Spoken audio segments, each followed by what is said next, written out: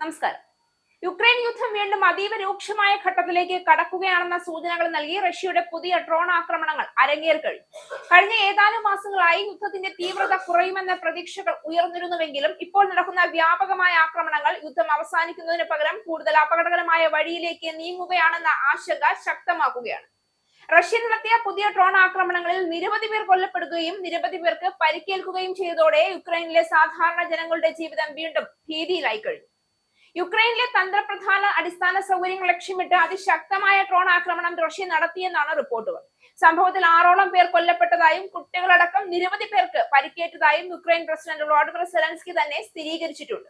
തലസ്ഥാനമായ Kyiv, Poland അതിർത്തിയിലെ പടിഞ്ഞാറൻ നഗരമായ ലിവീവ്, ഒഡീസയിലെ ബ്ലാക്ക് സീ പോർട്ട് തുടങ്ങിയ സ്ഥലങ്ങളിൽ ആക്രമണം ഉണ്ടായി എന്നും സെലൻസ്കി വ്യക്തമാക്കി. യുക്രൈനിന്റെ റെയിൽ അടിസ്ഥാന സൗകര്യങ്ങൾക്ക് നേരെ 23ഓളം തവണ ആക്രമണം ഉണ്ടായതായി പ്രസിഡന്റിന്റെ ഉപദേഷ്ടാവും അറിയിച്ചു. ബുധനാഴ്ച രാവിലെ ആരംഭിച്ച ആക്രമണം 1 മണിക്കൂർ നീണ്ടുനിന്നതായ പ്രസിഡന്റ് സെലൻസ്കി അറിയിച്ചത്. വ്യാഴാഴ്ച പുലർച്ചെയും ആക്രമണം ഉണ്ടായതായി റിപ്പോർട്ടുണ്ട്.